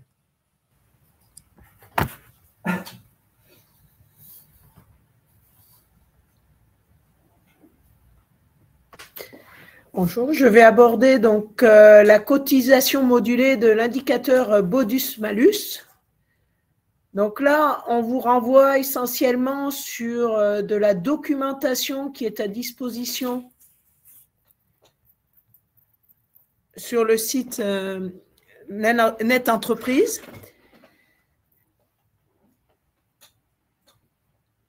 Donc, vous avez reçu, les entreprises assujetties donc, au bonus-malus ont reçu un courrier courant août pour leur communiquer le taux bonus-malus. Des modalités déclaratives ont été transmises justement puisque cela change par rapport aux anciennes déclarations des cotisations chômage. Donc, vous pouvez retrouver toutes ces informations donc, à partir des liens quand vous aurez téléchargé le support. Donc, il y a des salariés qui vont rester dans les taux classiques et d'autres salariés qui auront donc le taux modulé bonus-malus. Et de même, pour les expatriés, on va se retrouver avec des déclarations spécifiques. Je vais passer la parole à Madame Soustelde de la Direction départementale des finances publiques. Oui, bonjour. Donc, Nathalie Soustelde de la Direction départementale des finances publiques. Donc, concernant la DSN, moi, je vais vous parler de 2 impôts, le prélèvement à la source et la taxe sur les salaires. Alors, le prélèvement à la source, pour le calculer, il faut un taux. D'accord? Alors, ce taux, il est calculé par l'administration fiscale qui reste au cœur de la relation avec le contribuable. Le taux donc, est calculé par l'administration. Il est ensuite transmis au tiers versant les revenus, donc soit l'employeur, les caisses de retraite, et le salarié, lui, de son côté, n'a aucune information à donner concernant sa situation fiscale à l'employeur. Le taux de prélèvement, il est calculé comment? Il dépend de l'impôt payé par le foyer fiscal annuellement. D'accord? Donc, ce taux est calculé par l'administration, comme je vous l'ai dit. Il dépend des revenus du foyer, mais sur option, il peut être aussi individualisé et correspondre uniquement aux revenus de chaque personne. Donc, c'est une option qui est possible pour les salariés, mais elle est complètement transparente pour l'employeur parce que de toute façon, le taux va être transmis par la Direction générale des finances publiques et l'employeur ne saura pas si c'est un taux individualisé ou si c'est le taux classique lié aux revenus du foyer. Il y a aussi une autre solution, c'est que le salarié, afin de renforcer la confidentialité de sa rémunération, il peut refuser que l'administration fiscale transmette son taux à l'employeur. Alors, dans ce cas-là, c'est un taux non personnalisé qui sera utilisé et qui correspond au seul montant du salaire versé. Voilà, donc le contenu de la DSN, il y a 2 blocs. Un bloc individuel dans lequel est recensé l'ensemble des individus à qui sont versés les revenus sur lequel le PAS s'applique, le prélèvement à la source s'applique. Et ensuite, un bloc paiement qui porte le montant global de prélèvement à la source qui doit être reversé à la Direction générale des finances publiques. Alors, concernant le reversement, il s'effectue sous la forme d'un prélèvement par la DGFiP sur le compte bancaire du collecteur. Et le versement, il est normalement mensuel. Mais sur option, il peut être trimestriel pour les employeurs de moins de 11 salariés. Donc, l'option, elle s'aligne sur celle existant en matière de cotisation sociale. S'il y a une option sociale, alors elles vont option fiscale et le paiement sera fait au trimestre. Donc, en retour, la DSN donc, est envoyée et en retour de la déclaration DSN, la DGFiP, elle produit systématiquement à destination du collecteur un compte-rendu métier nominatif et qui comprend les taux à appliquer pour chaque individu et puis d'éventuels messages d'information s'il y a eu des échecs d'identification et puis aussi les éventuelles erreurs de taux appliqués. Par exemple, s'il y a une application d'un taux qui n'est pas celui qui a été transmis par la DGFiP. Un compte-rendu métier financier peut aussi être transmis en cas d'anomalie repérée sur le bloc paiement. Mais ce compte-rendu métier, il n'est envoyé que s'il y a des erreurs, sinon il n'est pas envoyé. Donc, en synthèse, les 4 obligations du collecteur, c'est vraiment réceptionner chaque mois les taux transmis par la DGFiP et l'appliquer aux revenus imposables du mois. Si l'administration n'a pas transmis de taux, dans ce cas-là, le collecteur doit appliquer le taux non personnalisé. Ça veut dire que, comme je vous l'ai dit tout à l'heure, le salarié refuse que l'administration transmette le taux. Ensuite, l'employeur va calculer et prélever le prélèvement sur le salaire. Le prélèvement réalisé, il figurera sur le bulletin de salaire ou de pension. L'employeur va déclarer mensuellement les prélèvements à la source réalisés pour chacun des contribuables et va reverser mensuellement ou trimestriellement à la DGFiP le prélèvement à la source prélevé sur les usagers auxquels il verse un revenu. Donc voilà en matière de prélèvement à la source. Concernant la taxe sur les salaires, elle est déclarée en DSN une fois par an. Donc, cet assujettissement doit être déclaré établissement par établissement via le bloc assujettissement fiscal S21 G0044. Et le renseignement de ce bloc doit intervenir dans la dernière DSN mensuelle exigible avant la date légale fixée par la réglementation fiscale. Et en général, c'est la DSN de décembre ou janvier. Voilà. Sur cette DSN, la déclaration de l'assujettissement est obligatoire, y compris en situation de non-assujettissement. Alors, par rapport à la diapositive, je vais vous donner 2 ou 3 informations complémentaires. Les bases à la taxe sur les salaires doivent être déclarées sans application du pourcentage d'imposition en cas d'assujettissement partiel à la TVA. c'est-à-dire c'est des bases brutes et vous ne devez pas appliquer le rapport d'assujettissement sur ces bases sur la DSN. La déclaration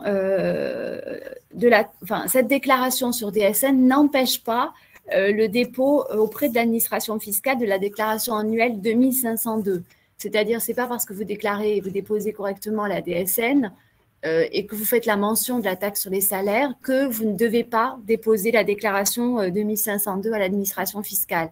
Donc ça, c'est très, très important parce que parfois, on a des non-dépôts de ces déclarations 2502 et les usagers nous disent « oui, mais on a déclaré en DSN ». Il faut bien faire les deux. Donc ça, c'est important. Ce qui est important aussi, c'est que certaines entreprises bénéficient d'abattements en matière de taxes sur les salaires. Ces abattements ne doivent pas figurer sur la DSN. Ces abattements, ils apparaîtront uniquement sur la déclaration qui est télétransmise à l'administration, la déclaration 2502. Donc voilà sur ces deux impôts qui apparaissent sur la DSN ce que je pouvais vous dire aujourd'hui.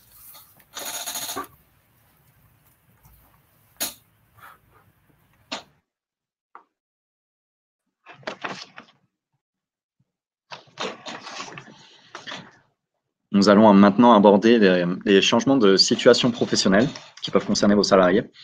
Donc, un autre téléservice disponible sur NetEntreprise est la déclaration situation changement de régime maladie des agents pour les collectivités territoriales et administrations, ou SCR, qui remplace le bulletin de signalement d'entrée dans le régime spécial des collectivités locales et de leurs établissements n'ayant pas le caractère industriel ou commercial, qui étaient donc les formulaires S1214 et S1215.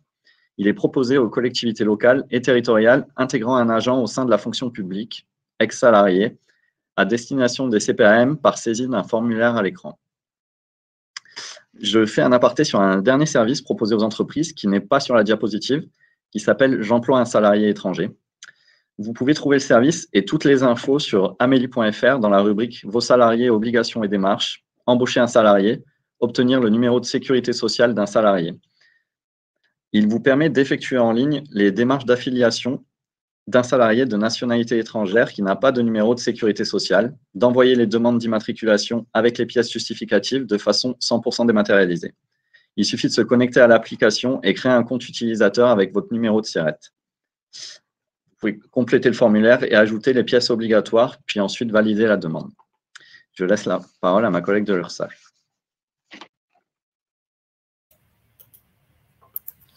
Alors, si votre salarié part en mission à l'étranger, un service en ligne est disponible, ILAS, qui remplace depuis le 1er janvier 2022 l'ancien service DAE, détachement à l'étranger. Ce service est géré par le réseau des URSSAF. Il permet d'automatiser l'instruction et la délivrance des différents certificats pour permettre le maintien de la couverture à la sécurité sociale française. Les situations de mobilité internationale, telles que les cas de détachement et de pluriactivité, sont gérées par ce service. Et un guide est disponible sur le site de l'URSSAF.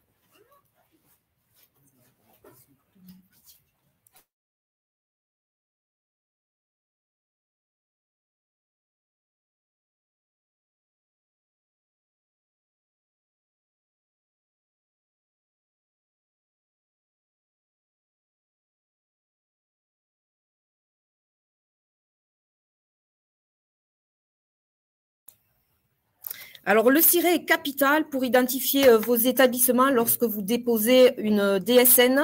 Ce que l'on préconise, c'est que vous téléchargiez le certificat Sirène de l'INSEE afin que vous puissiez, lors de vos paramétrages, mettre tous les éléments qui ont été effectués lors des formalités en CFE par rapport à la raison sociale, le code APE, l'adresse. Vous avez des blocs au niveau de la DSN en paramétrage. Pour le bloc entreprise et établissement, ce sont les blocs 6 et les blocs 11. Aucune DSN ne pourra donc être acceptée sur un nouveau SIRET si aucune DPAE, donc déclaration préalable à l'embauche, n'a été effectuée. Je vous rappelle que la DPAE permet l'ouverture de votre compte employeur et il y a des cas où on n'effectue pas des DPAE, notamment au niveau des gérants minoritaires ou pour les présidents de SAS par exemple. Lors d'un transfert, il ne faut jamais fermer un ancien SIRET tant que le nouveau SIRET n'est pas créé, sinon vous émettez une DSN avec un signalement bloquant. Et un transfert doit être réalisé avec l'alias CFE spécifiquement prévu à cet effet, où le ciré cible et le ciré source sont renseignés donc par les formalités qui sont réalisées auprès du centre des formalités des entreprises. Alors, il y a un service qu'il faut absolument utiliser également, c'est le service DSN du contrôle de ciré de Net Entreprise, afin que vous vérifiez que votre ciré sera correctement accepté par l'organisme destinataire.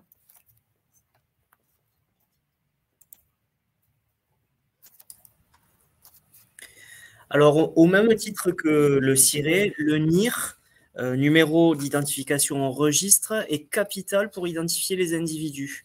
L'identification des individus par ce numéro que l'on connaît tous, sur lequel est identifié le sexe, le numéro d'année de naissance, le mois de naissance, le lieu de naissance, la commune, le numéro d'ordre et une clé, et prend toute sa part dans la qualité des DSN transmises. S'il y a une absence de ce numéro ou d'un numéro technique d'attente, qui est souvent formé d'un 3, d'un 4 et qui ne peut pas être attribué ou en tout cas mentionné sur les DSN, c'est un numéro d'attente qui est normalement attribué par votre caisse primaire d'assurance maladie ou votre MSA.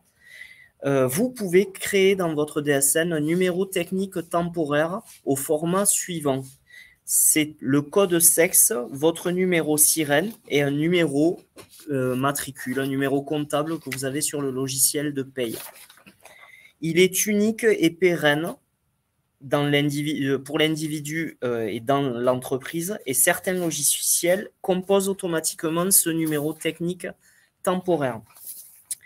Lorsque vous obtenez le NIR, donc le numéro d'identification au registre, il convient de déclarer simultanément dans la prochaine DSN le numéro technique temporaire et le NIR dans une même DSN pour que le lien se fasse entre l'ancien numéro attribué et le nouveau, et que sur les prochaines DSN, il n'y ait aucun problème pour attribuer, en tout cas, envoyer toutes les informations de données sociales de ce salarié.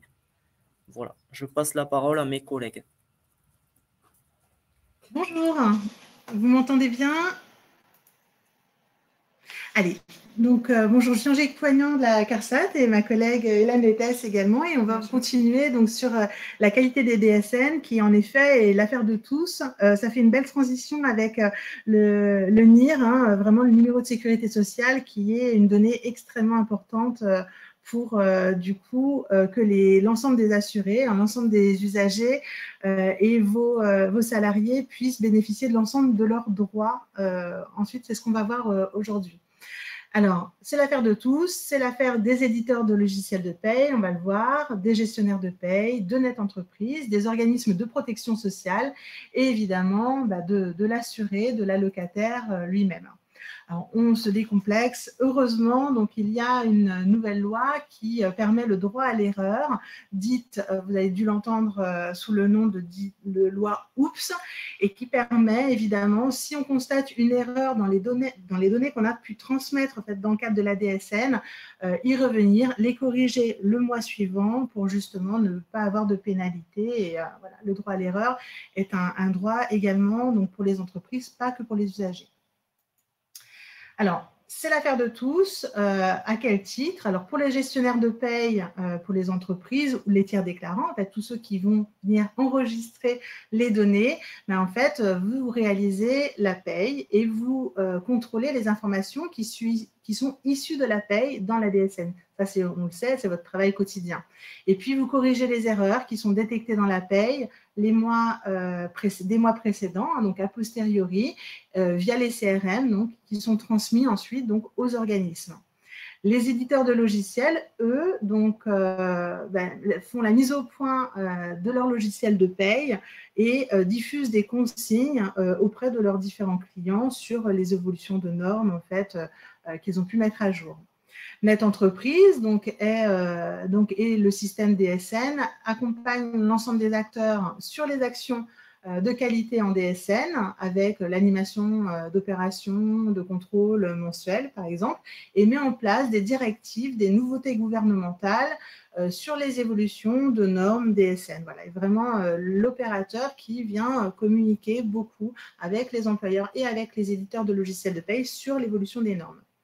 Les organismes de protection sociale dont nous faisons partie, donc eux, notre rôle, c'est de vérifier la conformité des DSN et de leur réception. La production de retours en direction des entreprises pour corriger les erreurs le cas échéant. Et puis surtout, on est garant de la justesse en fait, de l'interlocution avec les employeurs. Et enfin, l'assuré, le bénéficiaire, l'allocataire, in fine, lui, son rôle, ça va être de transmettre les justes informations donc, au gestionnaire de paye, à son entreprise, au RH, de notifier à l'employeur tout changement qui peut avoir lieu en fait, dans sa vie. On l'a vu précédemment, ça peut être évidemment sur son changement de coordonnées bancaires, sur son changement d'adresse, etc. Et toutes les informations qui finalement donc, vont avoir un impact également sur la bonne communication sur ses prestations sociales ensuite. Et puis, il doit vérifier régulièrement les informations personnelles, alors sur mesdroitssociaux.gouv notamment, qui permettent en fait d'avoir une vue un peu exhaustive de l'ensemble de ses droits. Et donc, c'est de sa responsabilité aussi de vérifier en fait que son compte est bien à jour. Alors, la qualité de la DSN, c'est l'affaire de tous parce que, évidemment, l'impact des données qui sont présentes en DSN sont directs sur les salariés et leurs droits aux prestations. Une cotisation et une déclaration qui est exacte permet le juste droit aux individus. Chaque maillon de la chaîne, évidemment, participe à la qualité globale de ces données et tous les chiffres sont évidemment importants. En fait, que les anomalies soient bloquantes ou pas, une anomalie, elle a forcément en fait, un impact sur le droit des personnes. La qualité des données, elle permet de garantir au fil de l'eau les droits maladie, les droits chômage, les droits retraite en fait, des usagers. Elle permet évidemment les droits à congé pour les entreprises adhérentes à une caisse de congé, par exemple, dans le cadre du BTP, du transport ou de la manutention portuaire. Elle permet la simplification des démarches pour l'ensemble des citoyens en matière de prestations de solidarité également. Elle permet la gestion des prélèvements à la source, on l'a vu tout à l'heure donc avec les collègues de la DGFiP. Elle permet également la plupart des opérations de recouvrement des cotisations, d'apporter un appui aux entreprises, du coup par le biais aussi de la connaissance des paramètres qui permettent de déclencher certains financements parfois. De faire un suivi du dispositif des politiques publiques et puis d'obtenir certaines statistiques également pour la gestion des salariés. Alors, moi, je suis là pour vous donner aussi, on est là toutes les deux pour vous donner un exemple sur l'impact de la qualité des données sociales que vous faites au quotidien sur les droits à retraite des salariés. Vous savez, donc la qualité des retraites, c'est un sujet fortement d'actualité. Et cette qualité des retraites, elle dépend avant tout de la qualité des déclarations que vous faites. Puisqu'en fait, c'est ce qui va permettre l'exhaustivité de la carrière des assurés sur laquelle donc, on va venir calculer le juste droit en fait, à pension de retraite ensuite.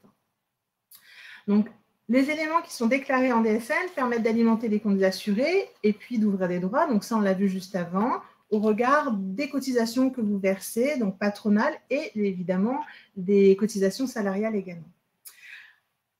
Nous constatons de nombreuses anomalies de déclaration donc, qui peuvent aboutir à ce qu'on appelle dans notre jargon des périodes lacunaires ou plus vulgairement ce qu'on appelle des trous dans la carrière des assurés.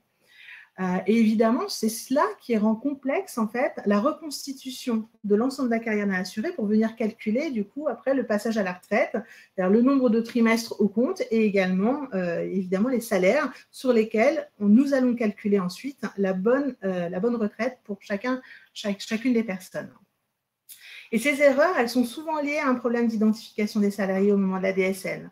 On utilise un IR d'attente, on l'a vu juste avant, on ne rectifie pas forcément et du coup, en fait, la période d'activité que vous avez déclarée ne se reporte pas au compte individuel de la personne. Et du coup, elles peuvent engendrer plusieurs situations qui sont vraiment néfastes pour la qualité des droits des usagers. Ça peut en fait donner lieu à des ruptures de droits, en fait, car il est nécessaire pour nous d'avoir plus de temps pour calculer la retraite quand l'ensemble de la carrière de la personne n'est pas fiable. Il faut qu'on aille rechercher ses anciens bulletins de salaire, voir s'il y a des DSN en fait, qui ont été mal déclarés, etc. Et donc, on a du coup besoin de davantage de temps pour reconstituer la carrière. Et donc, ce temps-là, des fois, il s'allonge et donc, ça met en difficulté les personnes qui ont besoin d'arrêter leur travail à un temps donné. Et puis, surtout, le deuxième risque, c'est un manque à gagner.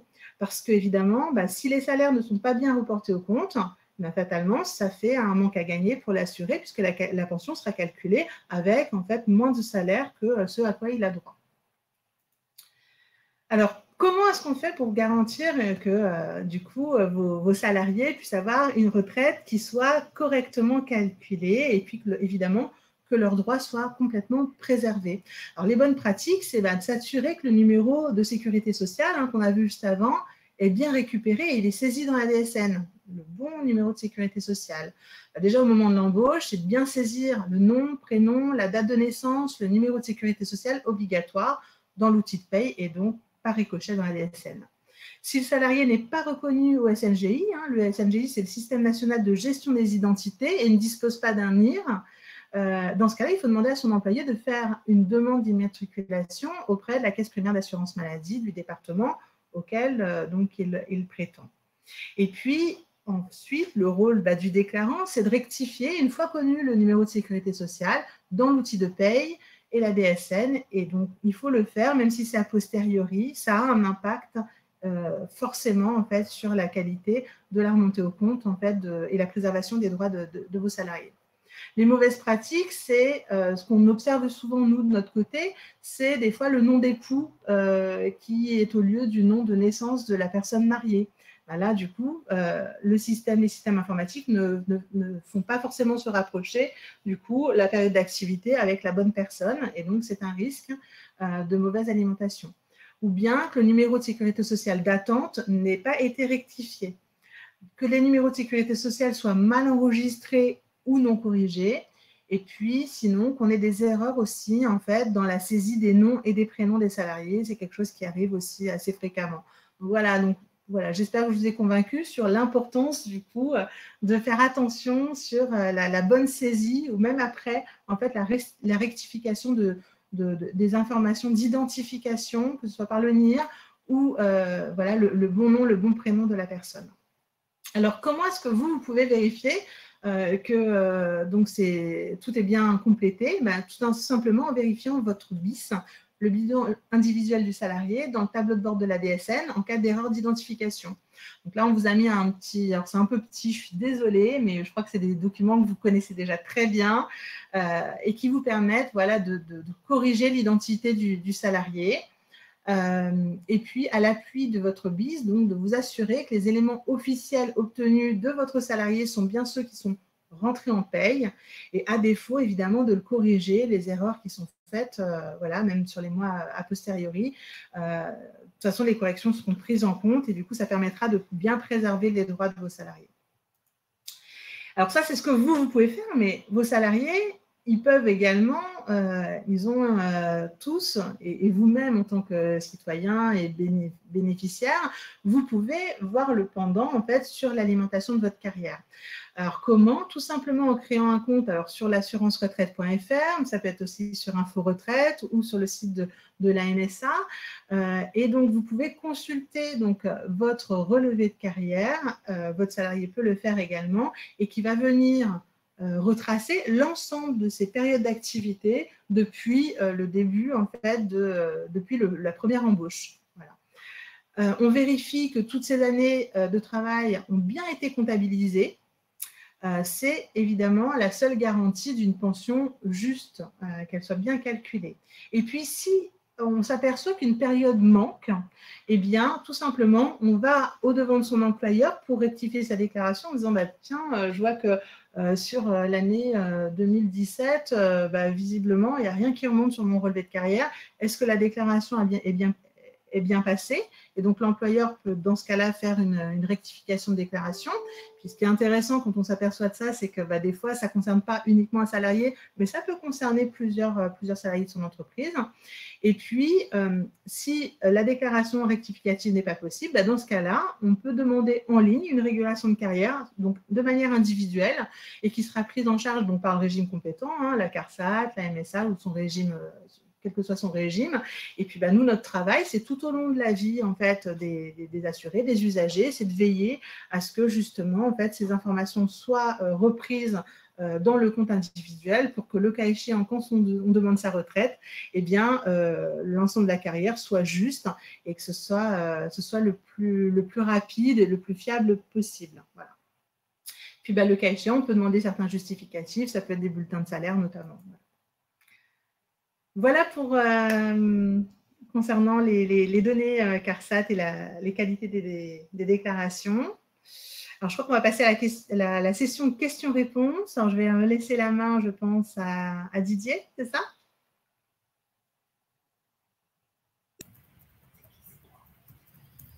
Alors, pardon Didier, alors ce webinaire touche à sa fin, mais nous avons répondu à beaucoup de questions par écrit. Pour les questions auxquelles nous n'avons pas encore apporté de réponse, nous reviendrons vers vous parce que nous avons vos adresses mail.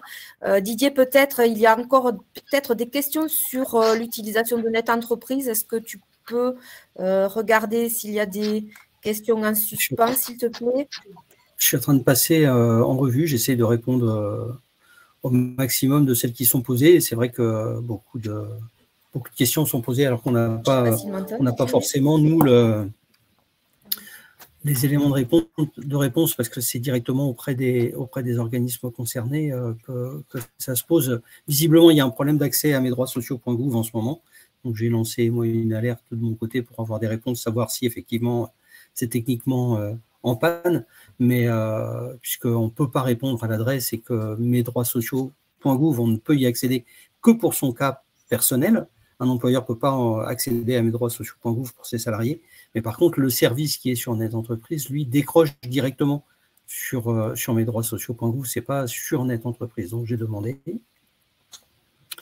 Je suis en train de descendre en même temps. Mais c'est vrai que vous avez quasiment répondu à tout. Là, les collègues qui sont en back-office, là, répondent. Je suis en train de défiler, mais elles sont toutes répondues. Elles ont toutes une réponse, sauf s'il y a quelque chose qui apparaît. Alors, attends, comme il y a des nouvelles, c'est la liaison des BPIJ sur mon logiciel de paye SILAE, est-ce normal? Non, c'est une option. Donc, de toute façon, il faut l'activer. Normalement, vous devriez l'avoir, Madame Creusel. Il n'y a pas de logique. Il n'y a pas de blocage entre SILAE et BPIJ qui rentrent en API. Madame Guédon qui dit, lors d'arrêt maladie, j'opte toujours pour la déclaration sur Net Entreprise et non par la DSN événementielle, doivent changer ma procédure. C'est l'occasion pour moi de vous rappeler que l'utilisation de la déclaration sociale nominative est une obligation, que la déclaration sociale nominative emporte un flux mensuel qui est le reflet de la paye et des signalements à destination des organismes pour les événements de la vie du salarié. Donc, l'utilisation du signalement d'événements arrêt maladie, dans les textes, c'est obligatoire. Dans la réalité, ça simplifie tellement de choses que c'est dommage que vous vous en priviez. Et enfin, là, peut-être que mes collègues de l'assurance maladie auront des arguments encore plus frappants que les miens. Et d'abord, et puis en plus, on parle de signalement d'événements et pas de DSN événementiel parce que le signalement d'événements est une partie de la DSN, c'est une partie obligatoire de la DSN. Mais en même temps, le lien, les comptes rendus métiers, la rapidité d'activation est bien plus grande avec le signalement d'événements DSN qu'avec la DSIJ dématérialisée, même si c'est déjà très rapide et que ça fonctionne très bien aussi. Mais on se dirige doucement vers l'utilisation exclusive du signalement. Une fois que le TPT sera en totalité porté, c'est-à-dire début janvier 2023. Donc, si vous avez le temps, Madame Guédon, n'hésitez pas à commencer à passer par le signalement d'événements. Surtout, par contre, ne faites pas les deux. Ce que vous écrivez dans une DSIJ dématérialisée et ce que vous écrivez dans une DSN, il ne doit pas y avoir les deux en même temps, sinon il y a doublon. S'il y a doublon, traitement manuel. S'il y a traitement manuel, c'est des délais supplémentaires, c'est éventuellement une interruption de revenus et tout. Enfin, c'est très embêtant. Ne faites jamais les deux, c'est toujours le plus gênant. DSN fiable, Monsieur Quinto, il y a un webinaire qui est mis à disposition. Alors, vous les avez sur le site de la France Assureur, de la Mutualité Française ou du CETIP. Vous avez des webinaires en replay qui sont très intéressants sur DSN fiable, qui vous expliquent comment fonctionne l'outil et qui vous donnent des contacts en fonction de l'organisme avec lequel vous pourriez rencontrer un problème. Ou trouver DSN Val sur Net Entreprise. J'ai mis le lien en dessous. Pourquoi les retours rematérialisés sont parfois erronés? Alors, très honnêtement, Madame Calmès ou Madame Calme, Anaïs, si vous avez ces retours, je ne peux que vous croire et je ne peux que croire ce que vous écrivez. Ce que je peux vous dire, c'est que quand on est à plus de 70% qui passent du premier coup, vous avez bien entendu, du coup, il y en avait 30% pour lesquels on pouvait rencontrer des problèmes. Mais là, c'est vraiment un problème de paramétrage et de transmission ou d'acquisition des données au niveau de Pôle emploi. Et là, ça vaudrait le coup quand même de voir avec ou eux ou nous, mais nous, je ne vois pas ce qu'on peut faire à part détecter à l'intérieur de vos fichiers DSN les rubriques qui auraient éventuellement été mal prises, mais normalement, il n'y a pas de logique à ce que ces problèmes-là vous arrivent. Donc, je vous crois absolument, il n'y a aucun problème. Ce n'est pas le souci. N'hésitez pas à revenir vers le support Net Entreprise. J'ai mis un lien pour nous contacter en nous précisant un ou deux cas sur lesquels vous avez vu le problème pour qu'on puisse essayer de voir et essayer d'aller fouiller à l'intérieur du contenu pour pouvoir vous répondre. Je confirme cette question pour les attestations Pôle emploi. Alors, le problème, c'est que je ne sais pas ce que vous précisez comme question. Oui, si vous avez des retours sur Pôle emploi parce que les salaires ne sont pas déclarés, c'est parce qu'ils ne les ont pas reçus, soit ils sont mal paramétrés dans la DSN, mais c'est pour ça que je vous invitais à le faire, les éléments erronés, c'est le montant n'a pas été correctement pris. C'est dans l'écriture de la norme et dans la transmission des données, aujourd'hui, c'est normalement quelque chose qui est normé et qui fonctionne pour la majorité des cas. Donc, s'il y a des cas particuliers qui se posent, soit éventuellement, et ça c'est peut-être ce qu'il faudrait qu'on suive, avec un logiciel particulier ou avec une condition d'emploi particulière, c'est pas mal de nous faire remonter de façon à ce qu'on puisse faire un suivi, mais très honnêtement, vous êtes le premier retour que j'ai sur cette série de rencontres extra sur ce sujet. Donc, c'est un sujet qu'il faut qu'on prenne en compte.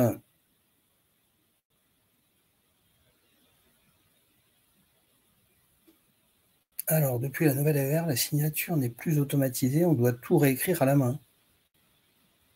Non, mais là, non, il faut qu'on voit ici là, c'est pas. Non, l'AER est normée, c'est un retour qui est automatisé, donc il n'y a pas de. Si effectivement toutes les données ne sont pas acceptées en retour par SILAE, ou pour une raison ou pour une autre, on peut voir, mais.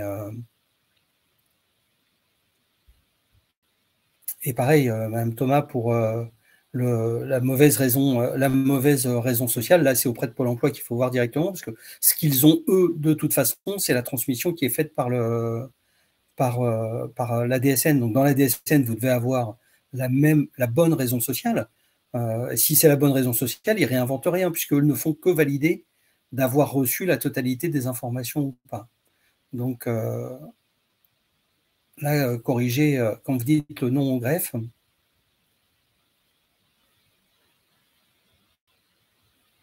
pas de signature employeur. Oui, mais ça ne veut pas dire tout réécrire. Tout signer, ce n'est pas tout réécrire. Remettre une signature, le fait qu'ils aient éventuellement, pour des problèmes de RGPD, qu'ils n'aient plus le droit de transmettre vos signatures automatiquement, ce serait possible. C'est d'ailleurs, à mon avis, la seule raison qui serait entendable aujourd'hui. Mais ça ne veut pas dire réécrire l'attestation employeur, ça veut dire la signer. Et là, éventuellement, c'est peut-être aussi parce que Pôle emploi demande.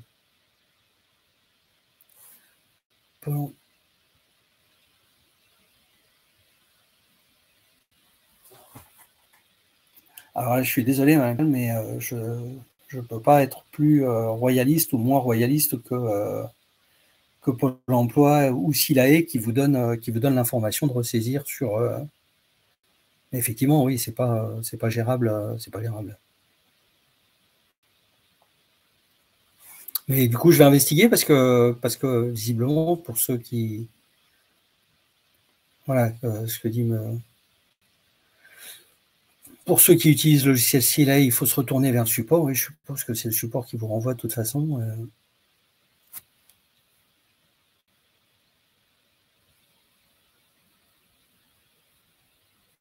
Madame Sanglas, je vous propose de déposer une demande sur Net Entreprise en le précisant, parce qu'il faut qu'on voit dans quelles conditions SILAE est administrateur. Normalement, il n'est pas administrateur.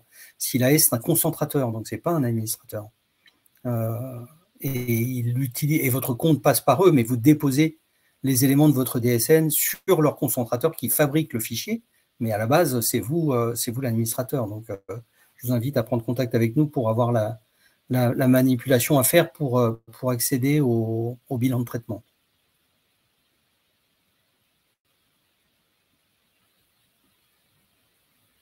Là, le retour des AER, normalement non. Malheureusement, c'est le temps de traitement de Pôle emploi et ce n'est pas à notre main. Oui, non complété sur le cadre signataire. Oui, si c'est le cadre signataire, je pense qu'il doit y avoir un problème avec les retours de Pôle emploi et avec le RGPD sur l'utilisation d'une signature déjà enregistrée. Mais je vais voir. Il y a peut-être un problème technique qui s'est posé, mais on n'en a absolument aucune information aujourd'hui. Donc, je vais regarder, on reviendra vers vous avec ces éléments-là.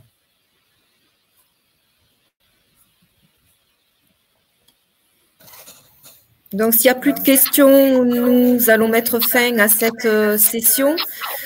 Nous vous remercions d'avoir participé aussi nombreux et de nous avoir posé autant de questions qui sont très intéressantes.